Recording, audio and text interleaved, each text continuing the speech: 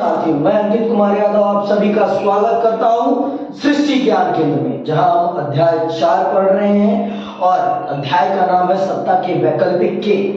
Last class में मैंने आपको आसियान के संबंध में संपूर्ण जानकारी दी है कि आसियान एक क्षेत्रीय संगठन के रूप में किस प्रकार से उभर रहा है और दुनिया के विकसित विकासशील देश उससे अपना रिश्ता क्यों कायम करना चाहते हैं। तो आज हम चल रहे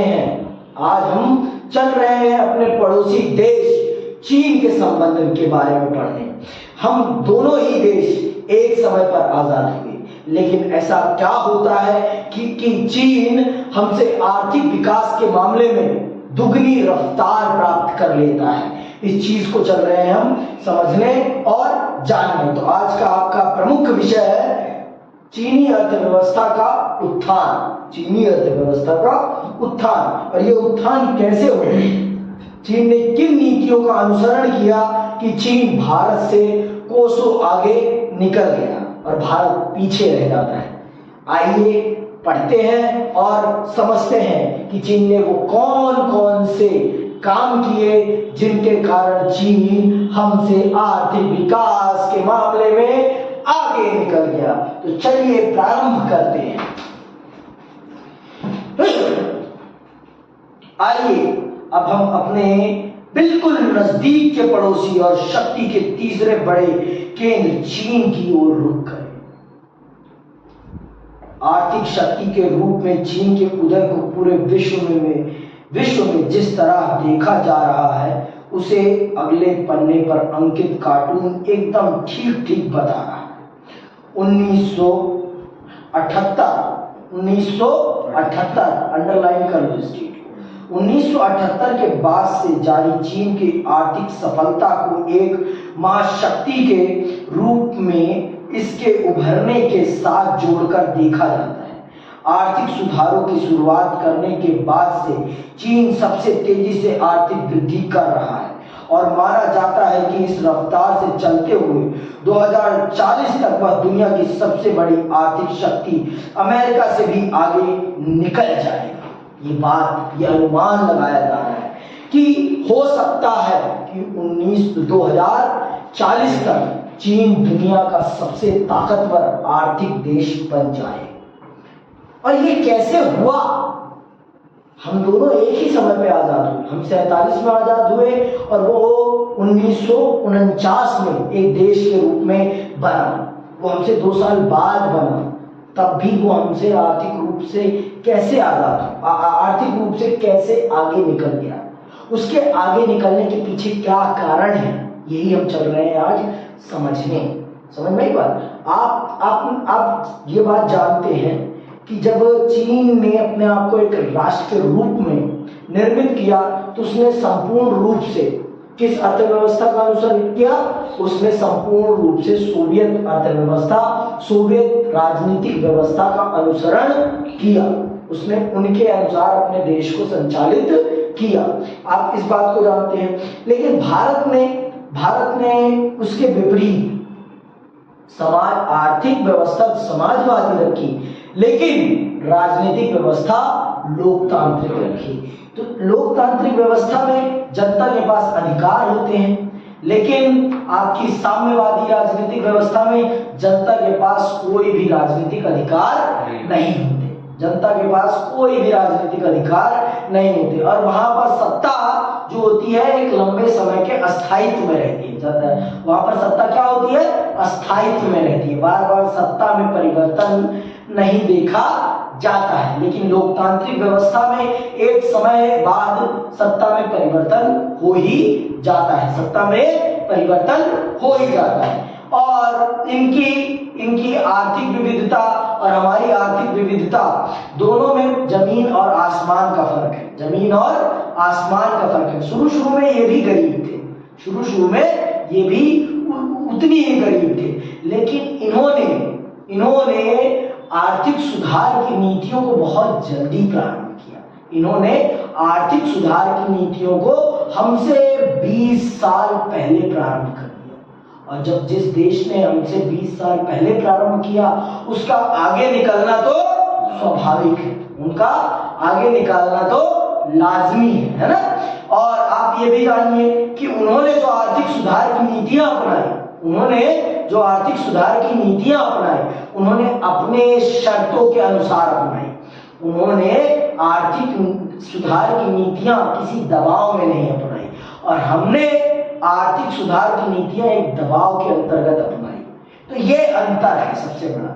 इसी कारण से वो हमसे आर्थिक विकास के मामले में बहुत आगे निकल जाते हैं, क्योंकि उन्होंने अपनी इच्छा के अनुसार आर्थिक विकास किया, और हमने विश्व बैंक और अंतरराष्ट्रीय मुद्रा कोष, या कहिए कि अमेरिका की देख रेख में, अमेरिका के अनुसार अपने आप को, अपनी वैश्विक राजनीतिक, वैश्विक बाजार को खोला हमने अमेरिका के अनुसार। लेकिन उसने कैसे खोला? अपने अनुसार। तो जो अपने अनुसार करेगा वो आगे बढ़ेगा, और जो दूसरों के अनुसार करेगा, दूसरे का फायदा ज्यादा होगा, आपका उसके मुकाबले में बहुत कम होगा। ये तो लाजमी सी बात है। आगे सुनो, यह अनुमान लगाया जा रहा है कि 2040 तक आर्थिक विकास के मामले में चीन अमेरिका को भी पीछे छोड़ देगा। लेकिन ये अनुमान है, चीन, देखो चीन में ना कुछ चीजों की कमियां हैं। चीन अमेरिका नहीं है, पहली बात तो चीन अमेरिका नहीं। मैंने आपको बताया अमेरिका तीनों तरफ से मजबूत है, चारों तरफ से कहिए तो वो चारों तरफ से मजबूत है। उसकी जनता भी खुश है, वो राजनीतिक ताकत भी रखता है, वो सैन्य ताकत भी रखता है, वो आर्थिक ताकत भी रखता है, और उसके विश्व के बहुत सारे देशों के साथ अच्छे संबंध भी हैं। विश्व के बहुत सारे देशों के साथ उसके अच्छे संबंध हैं। लेकिन चीन का ऐसा नहीं है, चीन के साथ ऐसा नहीं है। तो इसलिए हम कह सकते हैं कि कहीं ना कहीं चीन आर्थिक ताकत तो बन सकता है, लेकिन वैश्विक ताकत नहीं बन सकती। सिर्फ आर्थिक ताकत ही आपको वैश्विक ताकत नहीं बनाती। मैं मानता हूं कि आर्थिक ताकत बहुत बड़ी भूमिका निभाती है आपकी वैश्विक ताकत बनने में, लेकिन सिर्फ आर्थिक ताकत आपको वैश्विक ताकत नहीं बना सकती। ये भी सच है। आगे सुनो, अमेरिका से भी आगे निकल जाए। आर्थिक स्तर पर अपने पड़ोसी मुल्कों से जुड़ाव के चलते चीन पूर्व एशिया के विकास का इंजन जैसा बना हुआ है, और इस कारण क्षेत्रीय मामलों में उसका प्रभाव बहुत बढ़ गया है। इसकी विशाल आबादी, बड़ा भूभाग, संसाधन, क्षेत्रीय अवस्थिति और राजनीतिक प्रभाव इस तेज आर्थिक वृद्धि के साथ मिलकर चीन के प्रभाव को कई गुना बढ़ा देते हैं। आर्थिक रूप से चीन ज्यादा मजबूत है, जिस कारण से उसके क्षेत्र में उसका दबदबा भी है, और एक बहुत बड़ा भूभाग भी ले रखा है चीन ने, जिस कारण से उसके पास प्राकृतिक संसाधन भी अपार मात्रा में है। लेकिन ये भी जान लीजिए आप, जितना बड़ा भूभाग है ना इसका, उतना ही ज्यादा इसका डिस्प्यूट भी है। इसका डिस्प्यूट भी बहुत सारे देशों के साथ है। इसका अपने किसी भी पड़ोसी देश के साथ अच्छा संबंध नहीं है। किसी भी पड़ोसी देश के साथ इसका अच्छा संबंध नहीं है। ये किसी भी देश को कर्ज देता है, उस देश को लूट लेता है। श्रीलंका को देख लीजिए, पाकिस्तान को देख लीजिए। श्रीलंका और पाकिस्तान तो इसके आपको नए नवेले उदाहरण हैं। ये किसी भी देश में अपना पैसा लगाता है तो उस देश को गन्ने की तरह चूस लेता है।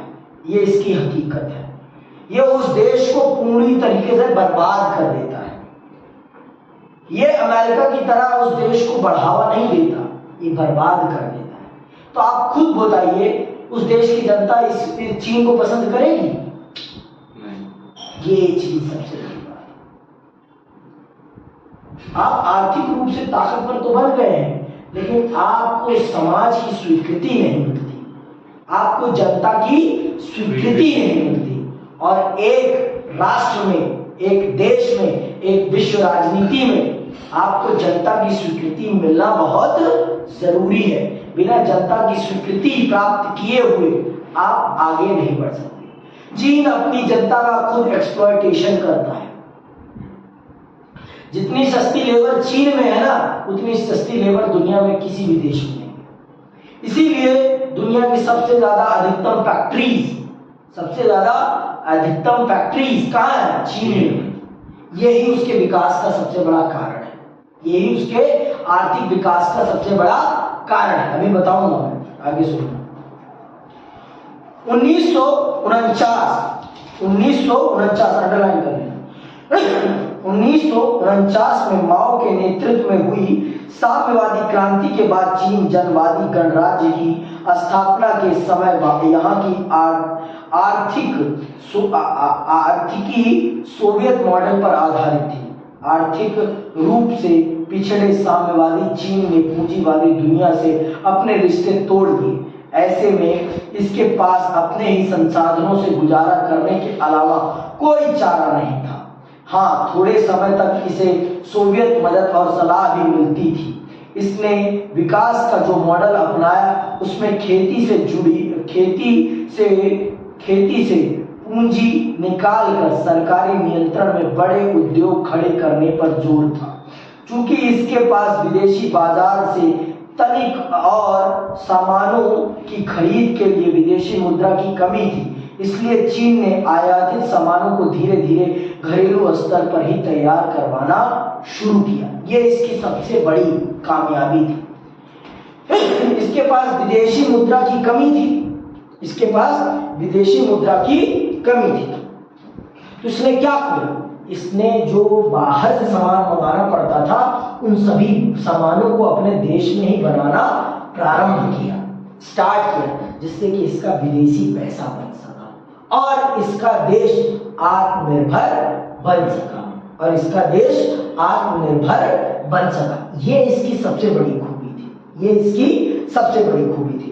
मैंने आपको जैसे कि बताया, प्रारंभ में इसने पूरा का पूरा आर्थिक तंत्र किसके अनुसार अपनाया? सोवियत के अनुसार। शुरू में इसे सोवियत से सहयोग भी मिला, लेकिन सोवियत के साथ इसका कुछ समय बाद डिस्प्यूट हो जाता है, युद्ध भी होता है। फर्स्ट चैप्टर में मैंने आपको पढ़ाया था, युद्ध भी होता है, जिसके कारण से सोवियत से जो मदद मिलती थी वो मदद मिलनी बंद हो जाती है। जो मदद सोवियत से मिल रही थी वो सलाह और मदद मिलनी बंद हो जाती है। अब इनके लिए किसी भी देश से सहयोग प्राप्त करना आसान नहीं रह गया था। इनके लिए किसी भी देश के साथ सहयोग प्राप्त करना, और इनके पास इन्होंने अमेरिका या कहिए कि पूंजीवादी देशों के साथ तो नाता कट कर लिया था। इन्होंने अपने आप को आइसोलेट कर लिया था विश्व राजनीति से एक समय के लिए आइसोलेट कर लिया था, मतलब अलग हटा दिया था। और इन्होंने जो बाहर से इनको जो बाहर की चीजों की जरूरत थी उन चीजों को अपने घर में ही बनाना प्रारंभ किया। ये इसकी सबसे बड़ी खूबी थी। इनको नकल करना बहुत अच्छे से आता है। ये किसी भी चीज को हूबहू उसी रूप में परिवर्तित कर देते हैं। ये इन्होंने, अभी आपने न्यूज में सुना होगा, इन्होंने अपना आईफोन बना लिया था। क्वालिटी में चाहे वो थोड़ी सी चीप हो, लेकिन हूबहू वो उस चीज को बना देते हैं। आप भी जानते हैं कि आपके बाजार में जो अनोखी चीजें आती हैं वो कहां से आती हैं? वो चीन से आती हैं। आपके देश में ज्यादा से ज्यादातर जो खिलौने आते हैं वो कहां से आते हैं? चीन से आते हैं। तो इस प्रकार से चीन ने अपने देश को उत्पादन का हब बना लिया, प्रोडक्शन हब बना लिया। अपने आप को प्रोडक्शन का हब बनाना स्टार्ट किया। इन्होंने खेती में ना पैसा लगाकर उद्योग में पैसा लगाया। इन्होंने खेती, और इसके पीछे सबसे बड़ा कारण है वहां पर सत्ता का अस्थायी होना। वहां पर सत्ता बार बार बदलती नहीं थी। वहां पर सत्ता एक व्यक्ति के हाथ में एक लंबे समय तक नियंत्रित रहती थी। ये इनके लिए और इनके देश के विकास के लिए बड़ी भूमिका निभाती है। हमारे देश में क्या होता है, हमारे देश में हर 5 साल के बाद सत्ता में परिवर्तन होता ही होता है, या सत्ता में परिवर्तन नहीं भी होता है लेकिन उस प्रक्रिया का पालन तो होता है ना, जिस प्रक्रिया के अनुसार एक नई सत्ता का चयन होता है। तो ये बताता है और दिखाता है कि हमारे देश में कुछ ना कुछ राजनीतिक परिवर्तन तो होता ही होता है। 5 साल के बाद कुछ ना कुछ तो राजनीतिक परिवर्तन होता ही होता है, लेकिन इनके देश में ऐसा नहीं होता लंबे समय तक। तो ये अगर कोई भी नीति बनाते हैं तो उसका इम्प्लीमेंटेशन बहुत तेजी से करते हैं, उसका इम्प्लीमेंटेशन में बहुत तेजी से करते हैं, और इम्प्लीमेंटेशन करने में कोई किसी भी प्रकार की बाधा नहीं डालता, ये इनके लिए सबसे बड़ी खूबी होती है, किसी भी नीति को जल्दी से जल्दी इम्प्लीमेंट करने की। और हमारे देश में क्या होता है, एक नीति को बनने में, एक कानून को बनने में ही बहुत लंबा समय लग जाता है। जिस नीति की जरूरत आज होती है उस नीति को बन के लागू होने में 1 साल का समय लग जाता है। तो इनके देश में और हमारे देश में ये सबसे बड़ा अंतर है, इनके देश में और हमारे देश में ये सबसे बड़ा अंतर है। और अगर सरकार ने कोई नीति बना दी तो वो फिर वापस होने वाली नहीं। और हमारे देश में क्या है, अगर जनता को लगता है कि ये सरकार की नीति खराब है, गलत है, तो जनता उसके खिलाफ विरोध करके उस नीति को, सरकार को वापस लेने के लिए मजबूर कर देती है। लेकिन चीन में ऐसा कुछ नहीं होता। अगर जनता विद्रोह भी करती है ना, तो चीन की सरकार उन पर बुलडोजर चलवा देती है, उन पर तोप के गोले छुड़वा देती है, उनका सर कलम करवा देती है। ये है चीन। तो चीन में कोई भी नानुकुर नहीं कर सकता। सरकार ने कह दिया ये होना है तो होना है, समझ में आई बात। तो ये भारत और चीन में सबसे बड़ा अंतर है। ठीक, आगे सुनो। इस मॉडल में चीन ने अब अभूतपूर्व स्तर पर औद्योगिक अर्थव्यवस्था खड़ा करने का आधार बनाने के लिए सारे संसाधनों का इस्तेमाल किया। देख लो, इन्होंने अपनी अर्थव्यवस्था को किस आधार पर नियोजित किया, औद्योगिक अर्थव्यवस्था, मतलब अपने आप को एक उत्पादक देश के रूप में बिल्ड करना प्रारंभ कर दिया। और मैंने आपको बताया है, आप खुद बताओ, लकड़ी बेचने में ज्यादा पैसा है कि पेपर बेचने में ज्यादा पैसा है? बताओ। पेपर। क्यों? क्योंकि पेपर क्या है, फिनिश गुड है। पेपर क्या है, फिनिश गुड है। तो इन्होंने फिनिश गुड बनाना स्टार्ट किया, जिससे कि इनको क्या मिला, पैसा मिला। और अगर हमें भी आर्थिक रूप से इतना ही उन्नत होना है तो हमें भी फैक्ट्रियां लगानी पड़ेगी, उद्योग लगाने पड़ेंगे, जिससे कि हम जो कच्चा माल बेच रहे हैं ना, उसे पक्का माल बनाकर बेचेंगे तो ज्यादा पैसा कमाएंगे। आप खुद सोचो, रुई बेचने में ज्यादा पैसा है कि कपड़ा बेचने में ज्यादा पैसा? चीनी बेचने में ज्यादा पैसा है कि गन्ना बेचने में ज्यादा पैसा है? तो ये हमेशा फिनिश गुड बेचते हैं, इसलिए इनके पास पैसा हमसे ज्यादा है। और इन्होंने अपनी अर्थव्यवस्था को औद्योगिक अर्थव्यवस्था बनाया। चीन ने अपनी अर्थव्यवस्था को शुरू से ही एक औद्योगिक अर्थव्यवस्था के रूप में ढालना प्रारंभ किया। इन्होंने अपनी अर्थव्यवस्था को एक औद्योगिक अर्थव्यवस्था के रूप में ढालना प्रारंभ किया। और पर हमारे देश में शुरू के वर्षों में ऐसा नहीं हो पाया। हमने पहली पंचवर्षीय योजना के अंतर्गत पहले कृषि पे ध्यान दिया, और जब हमने देखा कि देश को कृषि से उतना लाभ, आर्थिक विकास नहीं मिल पा रहा है, तो हमने फिर जाकर उद्योग की तरफ ध्यान दिया। और उसमें भी बहुत सारी राजनीतिक बाधाएं झेलनी पड़ी, विरोध झेलना पड़ा। समझ में आई बात? तो इस तरह से हमारे देश में राजनीति अपने अपने लाभ के अनुसार होती है। मेरा लाभ जिसमें है मैं वो चाहूंगा, उसका लाभ जिसमें है वो चाहेगा, उसका लाभ जिसमें है वो चाहेगा। कोई देश के लाभ को मद्देनजर रख के काम नहीं करता। ज्यादातर हमारे देश में ये है, हमारे देश की राजनीति ये है। हमारे देश की राजनीति में ना बहुसंख्यकों को खुश करने का प्रयास किया जाता है। हमारे देश में देश के विकास को मद्देनजर रखकर काम नहीं किया जाता। ये हमारे देश में सबसे बड़ी दिक्कत की बात है। ऐसा नहीं है कि कोई नहीं करता, लेकिन ज्यादातर हमारे देश में राजनीति इसी माइंडसेट से होती है कि अगर बहुसंख्यक खुश रहेगा तो हमारी सत्ता बनी रहेगी, हमारी सत्ता बनी रहेगी। लेकिन यहाँ पर चीन में ऐसा कुछ भी नहीं है। चीन में ना इन्हें सत्ता आने का गम है ना जाने का गम है। यहाँ पर सिर्फ देश के विकास को मद्देनजर रखकर काम किया जाता है। पर यहाँ पर नागरिकों के अधिकार को ध्यान में नहीं रखा जाता। यहाँ पर देश के आर्थिक विकास के लिए जनता का जितना शोषण करना हो किया जाएगा, कोई मतलब नहीं है। मैंने आपको बताया ना, वहां जितना लेबर एक्सप्लॉयटेशन है ना, दुनिया के ज्यादातर देशों में नहीं है। जितना एक्सप्लॉयटेशन चीन की जनता का होता है, उतना एक्सप्लॉयटेशन किसी भी देश की जनता का नहीं। ये बात जान लो आप। आगे सुनो। सभी नागरिकों को रोजगार और सामाजिक कल्याण योजनाओं का लाभ देने के दायरे में लाया गया और अपने नागरिकों को शिक्षित करने और उन्हें स्वास्थ्य सुविधाएं उपलब्ध कराने के मामले में चीन सबसे विकसित देशों से भी आगे निकल गया। अर्थव्यवस्था का विकास भी 5 से 6% की रफ्तार से हुआ, लेकिन जनसंख्या 2-3% की वार्षिक वृद्धि से इस विकास पर पानी फेर रही थी। मतलब जितनी तेजी से ये विकास कर रहे थे, उतनी तेजी से इनकी जनसंख्या भी बढ़ रही थी। तो इनके विकास पर वो पानी फेर रही थी।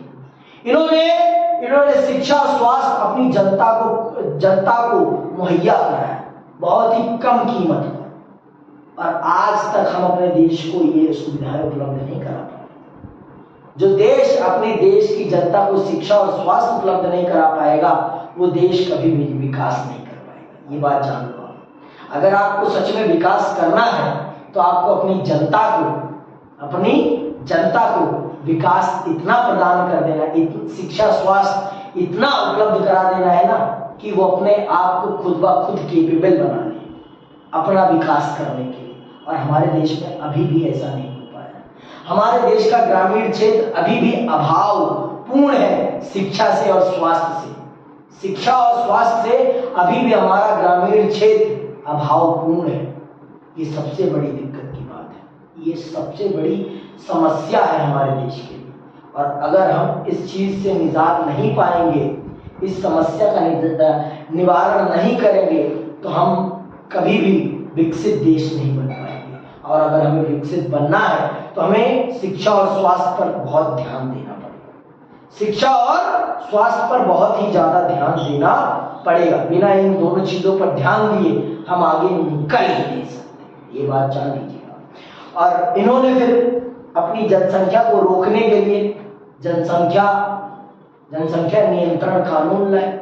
आप सब जानते हैं कि चीन में अभी तक कुछ सालों तक एक ही बच्चा पैदा करने की पॉलिसी थी, एक से ज्यादा वन चाइल्ड पॉलिसी थी। अब उन्होंने हटा दी। क्यों? क्योंकि उनकी जनसंख्या कम होने लगी है और बूढ़ी होने लगी है। आगे सुनो। और बढ़ती आबादी विकास के लाभ से वंचित रह जा रही थी। खेती की पैदावार उद्योगों की पूरी जरूरत लायक अधिशेष नहीं दे पाती थी। अध्याय 2 में हमें सोवियत की राज्य नियंत्रित आर्थिकी के संकट की चर्चा कर चुके हैं। ऐसे ही संकट का सामना चीन को भी करना पड़ा। इसका औद्योगिक उत्पादन पर्याप्त तेजी से नहीं बढ़ रहा था, विदेशी व्यापार न के बराबर था और प्रति व्यक्ति आय बहुत कम थी। क्योंकि विदेशी व्यापार कैसे हो पाएगा जब आपने विश्व के अधिकतम देशों के साथ नाता ही तोड़ रखा था? तो विदेशी व्यापार कैसे हो पाएगा? और जनसंख्या आपकी इतनी तेजी से बढ़ रही थी जितना आपका उद्योग और आपका कृषि क्षेत्र उत्पादन नहीं कर पा रहा था। तो इनका जो विकास हो रहा था वो पूरा का पूरा मटिया मेट हो रहा था। जिस प्रकार का संकट सोवियत को 80 के दशक में झेलना पड़ा, वो संकट ये 60 के दशक में ही झेल रहा था। कौन? आपका चीन। तो इसने उसको समझा, स्टडी किया, पढ़ा, जाना और फिर अपने आप को सुधार की तरफ लेकर चलता है। फिर ये अपने आप को किधर ले चलता है? सुधार की तरफ। सुनना भी, चीनी नेतृत्व ने 1970 के दशक में कुछ बड़े नीतिगत निर्णय लिए। चीन ने 1972 में अमेरिका से संबंध बनाकर अपने राजनीतिक और आर्थिक एकांतवास को खत्म किया। 1972 में इसने अमेरिका के साथ अपने रिश्ते अच्छे किए। क्यों? क्योंकि ये देख रहा था कि अमेरिका दुनिया में सबसे ताकतवर है, और वो ताकतवर कैसे है इसने वो समझा और इसने फिर दुनिया के उस समय के सबसे ताकतवर, आज के सबसे ताकतवर देश के साथ दोस्ती की और फिर उससे काम लिया कि यार तू मेरे देश आ, अपनी फैक्ट्रियां लगा, सबसे सस्ता लेबर है मेरे पास, मैं तेरे लिए अपने देश में पूरा का पूरा एनवायरनमेंट क्रिएट कर दूंगा। अमेरिका को भी भाई सबको लाभ चाहिए, जहां जिसको चीप लेबर मिलेगी वो वहीं अपनी फैक्ट्रीज लगाएगा। तो अमेरिका ने देखा कि चीन उसे बेस्ट फैसिलिटीज उपलब्ध करा रहा है इंडस्ट्रियल सेक्टर में, और फैसिलिटीज प्रोवाइड कर रहा है। तो अमेरिका की बड़ी बड़ी कंपनियों ने चीन में इन्वेस्टमेंट किया। चीन में इन्वेस्टमेंट हुआ तो चीन के लोगों को क्या मिला? चीन के लोगों को रोजगार मिला, और जब रोजगार मिला तो क्या हुआ? चीन का आर्थिक विकास प्रारंभ हुआ और धीरे धीरे करके चीन ने भी अपनी बड़ी बड़ी कंपनियां स्थापित करना स्टार्ट कर दी। अभी यही समझेंगे कि चीन ने कैसे अपना आर्थिक विकास, आर्थिक नीतियों में परिवर्तन किया, और फिर चीन ने किस प्रकार से आर्थिक विकास के आसमान को छुआ। सुनना, चीन ने 1972 में अमेरिका से संबंध बनाकर अपने राजनीतिक और आर्थिक एकांतवास को खत्म किया। 1973 में प्रधानमंत्री चौ एन लाई ने, अंडरलाइन कर लेना, 1973 में प्रधानमंत्री चौ एन लाई ने कृषि उद्योग, सेना और वैज्ञानिक प्रौद्योगिकी के क्षेत्र में आधुनिकीकरण के 4 प्रस्ताव रखे।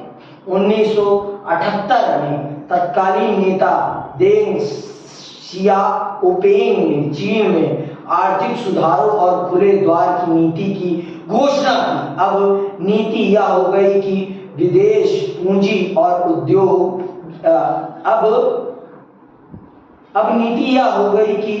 विदेश पूंजी और प्रौद्योगिकी के निवेश से उच्चतर उत्पादकता को प्राप्त किया जाए।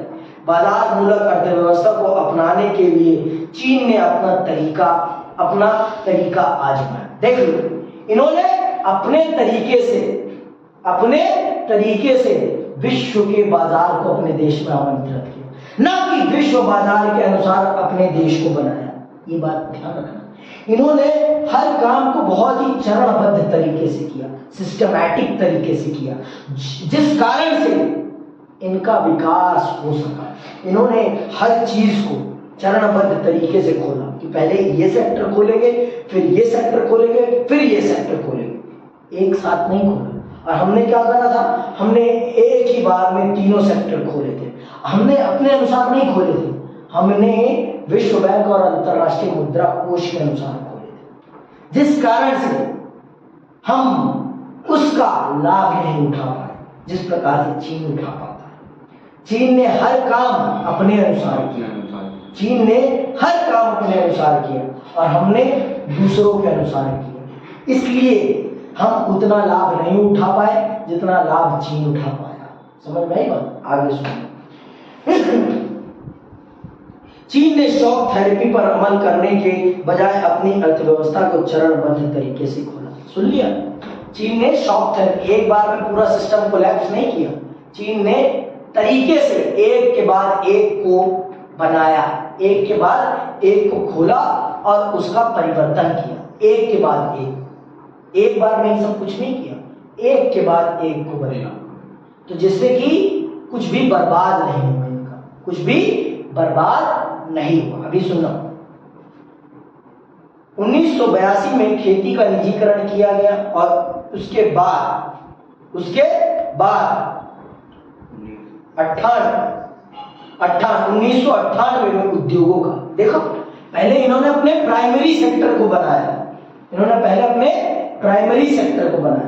कि पहले हम इतने केपेबल हो जाए कि हम अपनी जनता का पेट भर सके, और अपने उद्योग के लिए जो बेसिक रॉ मटेरियल होता है वो अपने देश में प्रोड्यूस कर सके। तब जाकर इन्होंने दुनिया फिर उद्योगों का रास्ता खोला, उद्योगों का निजीकरण किया। पहले खेती का निजीकरण किया, जिससे कि जो खेत में किसान काम कर रहा था उसमें ये ललक पैदा हो सके कि अब जो भी मैं मेहनत करूंगा उस मेहनत का लाभ किसको मिलेगा, मुझको मिलेगा। तो उसने भी पूरी मेहनत के साथ खेती करी और चीन के विकास को बढ़ावा दिया। फिर उन्होंने उद्योग को खोला, फिर उद्योग ने भी पंप किया देश को, और फिर सेवा क्षेत्र को खोला, जिसने चीन को पूरी दुनिया के साथ कनेक्ट कर दिया। उद्योग के क्षेत्र में चीन को पूरी दुनिया के साथ कनेक्ट कर दिया, और आज इसी कारण से चीन अमेरिका से भी तेजी से अमेरिका के मुकाबले भी तेजी से रफ्तार से विकास कर रहा है। ये इसके पीछे सबसे बड़ा कारण है। क्यों? क्योंकि उसने हर काम को क्या करा है, स्टेप बाय स्टेप, ना कि शॉक थेरेपी अपनाई, एक बार में पूरा सिस्टम कोलैप्स, जीरो से स्टार्ट नहीं किया उसने। वो जहां था उसने वहां पर होल्ड किया, और पहले जो सबसे ज्यादा खराब था पहले उसको सही किया, फिर उसके बाद दूसरे को सही किया, फिर उसके बाद तीसरे को सही किया। एक बार में ही सारा खराब करके नहीं स्टार्ट किया, उसने सिस्टमैटिक तरीके से तीनों को सही किया। समझ में आई बात? और यही उसके विकास का सबसे बड़ा क्या बनता है, सबसे बड़ा लाभ बनता है, और वो दुनिया की उभरती हुई ताकत के रूप में आज हम सबके सामने दिखाई पड़ता है। आगे सुनो, व्यापार संबंधी अवरोधों को सिर्फ विशेष आर्थिक क्षेत्रों के लिए ही हटाया है। यहाँ विदेशी निवेश अपने उद्यम लगा सकते हैं। उसने अपने देश में एक विशेष आर्थिक क्षेत्र का निर्माण किया, जहां पर दुनिया की बड़ी बड़ी कंपनियां आकर उद्योग लगा सके। उसने उस क्षेत्र में उद्योग से संबंधित जितनी भी बेसिक इंफ्रास्ट्रक्चर चाहिए था सब कुछ प्रोवाइड किया, जिससे कि दुनिया की बड़ी बड़ी कंपनियां उस क्षेत्र में आए और अपनी फैक्ट्रियां लगा सके। तो चीन ने व्यापार को बढ़ाने के लिए ये किया।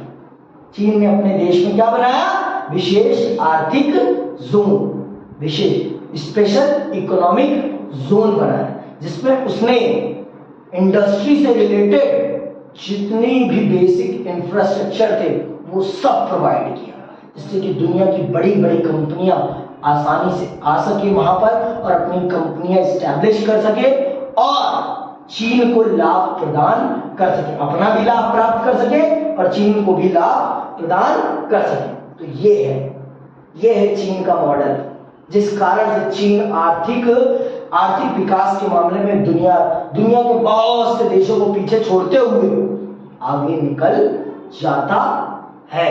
अब बात समझ में आई? चीन कैसे निकला? चीन ने हर चीज को बहुत ही सिस्टमैटिक तरीके से किया। चीन ने हमारे देश की तरह पूरे भारत में उद्योग नहीं बढ़ा रखा। कहीं कपड़ा उद्योग है, कहीं कपड़ा उद्योग इधर है तो इधर है, कुछ यहाँ बनता है तो कुछ यहाँ, ऐसा नहीं। उसने एक ही क्षेत्र को पूरा इकोनॉमिक जोन बना दिया है, जहां पर सब कुछ बनता है, हर चीज एक ही जगह हो गई। तो इससे क्या बेनिफिट हुआ? समय बचा, पैसा बचा, और समय और पैसा बचा लिया आपने तो आपका विकास हो गया, आपका विकास हो गया। और अगर आपने समय और पैसा नहीं बचाया पूंजीवादी समाज में तो आपका विकास कभी नहीं हो सकता। और ये चीज चीन कर पाया, ये चीज चीन कर पाया। अगर आप दूर दूर पे अपने औद्योगिक क्षेत्र बनाओगे तो उससे क्या होगा, आपकी ट्रांसपोर्टेशन कॉस्ट बहुत बढ़ जाएगी, आपका टाइम बढ़ जाएगा, आपका लेबर कॉस्ट बढ़ जाएगा, सब कुछ बढ़ जाएगा। चीन ने इसको एक ही जगह में कंप्लीट कर दिया, एक पूरे एरिया को पूरा पूरा इकोनॉमिक जोन बना दिया कि यहाँ पर भैया सिर्फ फैक्ट्रियां चलेंगी। और ये बनाया गया तो कहाँ, पोर्ट्स के पास बनाया, बंदरगाहों के पास बनाया, जिससे कि आसानी से माल दुनिया के कोने कोने तक जा सके। तो ये है चतुराई। चीन ने बहुत ही कामों को ना बहुत ही बारीकी के साथ किया। चीन ने कामों को बहुत ही बारीकी के साथ किया। आगे से नई आर्थिक नीतियों के कारण चीन की अर्थव्यवस्था को अपनी जड़ता से उबरने में मदद मिली। कृषि के निजीकरण के कारण कृषि उत्पादों तथा ग्रामीण आय में उल्लेखनीय बढ़ोतरी हुई। ग्रामीण अर्थव्यवस्था में निजी बचत का परिणाम बढ़ा और इससे ग्रामीण उद्योगों की तादाद बड़ी तेजी से बढ़ी। उद्योग और कृषि दोनों ही क्षेत्रों में चीन की अर्थव्यवस्था की वृद्धि दर तेज रही। व्यापार के नए कानून तथा विशेष आर्थिक क्षेत्रों के निर्माण से विदेशी व्यापार में उल्लेखनीय वृद्धि हुई। चीन पूरे विश्व में प्रत्यक्ष विदेशी निवेश के लिए सबसे आकर्षक देश बनकर उभरा। चीन के पास विदेशी मुद्रा का अब विशाल भंडार है और इसके दम पर चीन दूसरे देशों में निवेश कर रहा है। चीन 2001 में विश्व व्यापार संगठन में शामिल हो गया। इस तरह दूसरे देशों के लिए अपनी अर्थव्यवस्था खोलने की दिशा में चीन ने एक कदम बढ़ाया। अब चीन की योजना विश्व आर्थिकी में अपने जुड़ाव को और गहरा करके भविष्य की विश्व व्यवस्था को एक मनचाहा रूप देने की है। जहां चीन के पास विदेशी पैसा ना के बराबर था, आज चीन के पास इतना पैसा है, विदेशी पैसा इतना है, डॉलर इतना है कि वो दुनिया के दूसरे देशों को कर्ज दे रहा है। और आज वो दुनिया के कई देशों के आर्थिक तंत्र को अपने अनुसार बना रहा है। तो ये है चीन, ये है चीन, समझ में आई बात? तो चीन के आगे बढ़ने के पीछे चीन की वो नीतियां हैं जिनके कारण चीन इतना आगे निकल सके। चीन ने हर चीज को बहुत ही सिस्टमैटिक तरीके से किया। सबसे पहले उन्होंने अपने कृषि को बनाया, कृषि को लाभदायक बनाया, जिससे कि उनका ग्रामीण क्षेत्र गरीबी के मकड़जाल से निकल सके। फिर उसके बाद उन्होंने अपने उद्योग को बनाया, जिसके लिए रॉ मटेरियल उन्हें बाहर से लाने की कोई जरूरत ना पड़े। अगर आपका कृषि क्षेत्र इतना पारंगत है, प्राथमिक क्षेत्र इतना पारंगत है, तो आपको बाहर से किसी भी चीज की जरूरत नहीं पड़ेगी। लेकिन अगर आपका प्राथमिक क्षेत्र पारंगत नहीं है तो आपको अपने उद्योग के लिए चीजों को बाहर से ही मंगाना पड़ेगा। ये तो स्वाभाविक है। तो इन्होंने पहले अपने आधारभूत क्षेत्र को बनाया, फिर उसके बाद अपने उद्योग क्षेत्र को बनाया, फिर उसके बाद अपने सेवा क्षेत्र को निर्मित किया। इस तरह से आगे सुनो।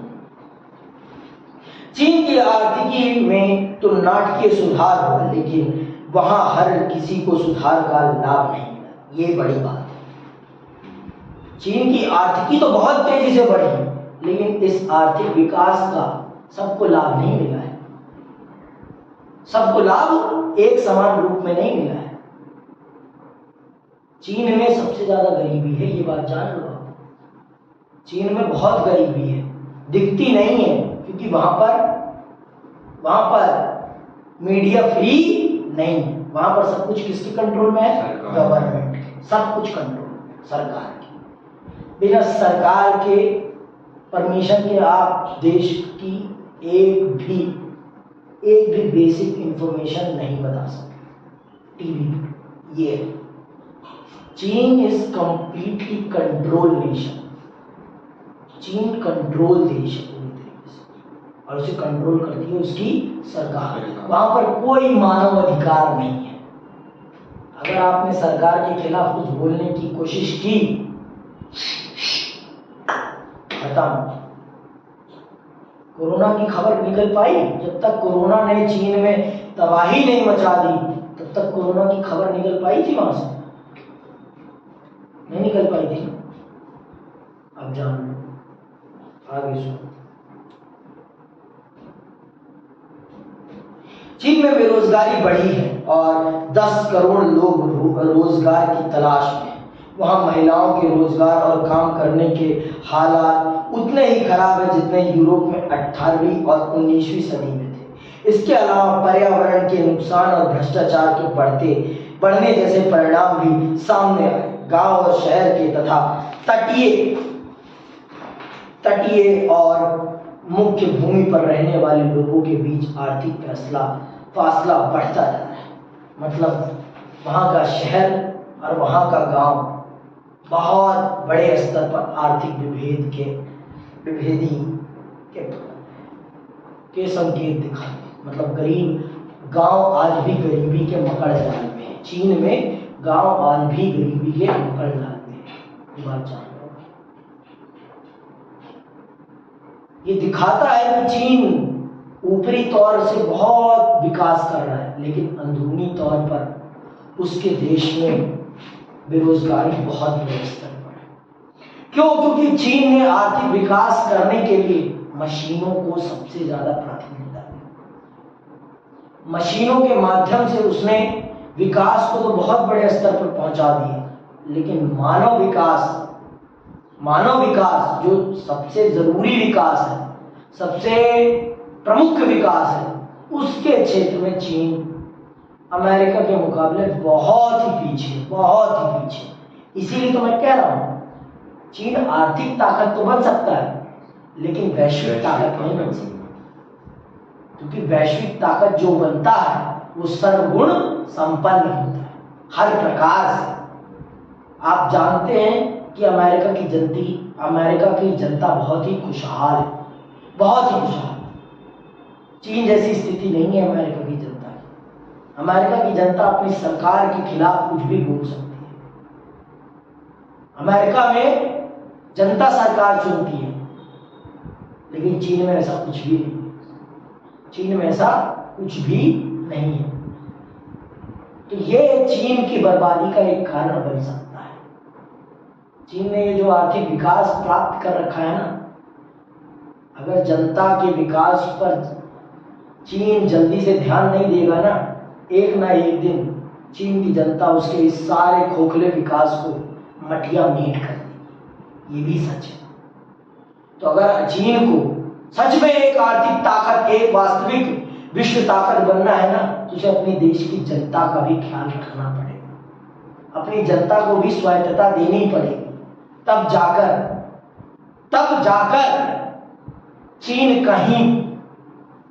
जाकर कहीं चीन एक विश्व ताकत बन पाएगी। समझ में आई बात? आगे सुनो। हालांकि क्षेत्र और वैश्विक स्तर पर चीन एक ऐसी जबरदस्त आर्थिक शक्ति बनकर उभरा है कि सभी उसका लोहा मानने लगे हैं। चीन की अर्थव्यवस्था का बाहरी दुनिया से जुड़ाव और पारंपरिक निर्भरता ने अब यह स्थिति बना दी है कि अपने वैश्विक साझेदारों पर चीन का जबरदस्त प्रभाव बन चुका है। और यही कारण है कि जापान, अमेरिका, आसियान और रूस सभी व्यापार के आगे चीन को बाकी विवादों को भुला चुके हैं। मतलब व्यापार के आगे ये सभी लोग व्यापार के आगे चीन से अपने सारे विवाद भुला देते हैं। क्यों? क्योंकि चीन बहुत तेजी से विकास कर रहा है। रब की ज्यादा लोग पूंजीवादी समाज में बाप बड़ा ना भैया, सबसे बड़ा रुपया ही होता है। पूंजीवादी समाज में अगर कुछ है तो सबसे बड़ा है लाभ, उसके अलावा कुछ भी नहीं। कितने भी पुराने विवाद क्यों ना हो, सब खत्म कर दिए जाते हैं। तो ये सारे देश, भारत का ही देख लो, अपने ही देश का देख लो, क्या हमने चीन के साथ व्यापार करना बंद कर दिया है? कदापि नहीं। कितने बड़े बड़े चीजें हो गई हैं, लेकिन हमने कभी बंद किया? क्योंकि हम जानते हैं कि चीन बहुत सी मूलभूत चीजें बनाता है जो हमारे देश में नहीं बनती। हमें खरीदनी है तो उसी से खरीदनी है। उसके अलावा अगर हम किसी से खरीदने जाएंगे तो बहुत महंगा पड़ेगा, बहुत महंगा पड़ेगा, और महंगा हम अफोर्ड कर नहीं सकते उतना। तो मजबूरन कुछ भी हो, कितनी भी सैनिक समस्याएं खड़ी हो जाए, फिर भी हम हमारा और चीन का आर्थिक रिश्ता नहीं टूटता। समझ में? ये सबसे बड़ा कारण है। आज की पूरी दुनिया आर्थिक ताकत के बल पर चल रही है, ये बात जान लो आप। आर्थिक ताकत ही सारी ताकत है, इसके अलावा कोई ताकत मायने नहीं रखती। इसके अलावा कोई भी ताकत मायने नहीं रखती, ये बात आप जानो। आर्थिक ताकत ही सारी ताकत है, उसके अलावा कोई भी ताकत मायने नहीं रखती, ये बात जानो। ठीक है? आई बात समझ में कि नहीं आई? ये मूवी कब? चलो आगे सुनो।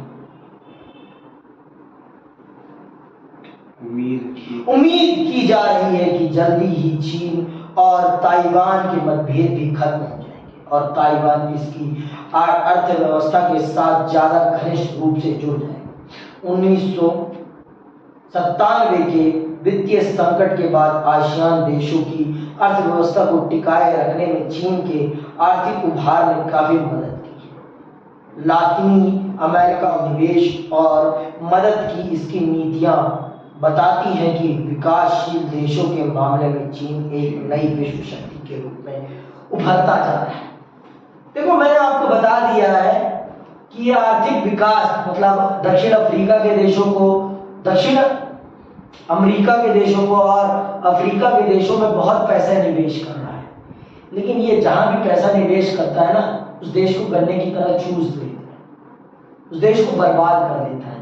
तो बहुत सारे देश आज के टाइम पे चीन से पैसा लेने में घबराते भी हैं कि कहीं हमारा भी हाल पाकिस्तान और श्रीलंका जैसा ना हो जाए। बहुत से देश घबराते हैं। और ये उदाहरण, ये जो कार्टून है, ये इस बात को दिखा रहे हैं कि एक समय था जब चीन पूर्ण रूप से साम्यवाद और समाजवाद के रास्ते पे चलता था। लेकिन आज दिखावे के तौर पर वो साम्यवादी है, लेकिन पूरी तरीके से पूंजीवादी बन चुका है। दूसरा चित्र, ये पहला कार्टून दिखाता था कि इनका जब प्रारंभ में ये पूर्ण रूप से समाजवादी और साम्यवादी थे, लेकिन अब दिखावटी तौर पर साम्यवादी हैं और पूरी तौर पर पूंजीवादी। और ये साइकिल का उदाहरण भी यही दिखाता है। साइकिल किस टायर से चलती है? किस टायर से चलती है? पिछले टायर से कि अगले टायर से? पिछले टायर से ना। क्यों? क्योंकि पिछले टायर से ही क्या जुड़ा होता है? पैडल जुड़ा होता है ना। पैडल किससे जुड़ा होता है? तो पिछला टायर किस करेंसी को दिखा रहा है? आप बात समझ में? आज चीन आर्थिक तौर पर पूंजीवाद से संचालित हो रहा है और राजनीतिक तौर पर दिखाने के लिए उसने चोला किसका ओढ़ रखा है? साम्यवाद। तो इसी के साथ आज आपका ये विषय यही समाप्त होता है। अगली क्लास में मैं आपको समझाऊंगा भारत के साथ चीन के संबंधों के बारे में, और यही मैं आपसे विदा लेता हूं। जय हिंद, जय भारत।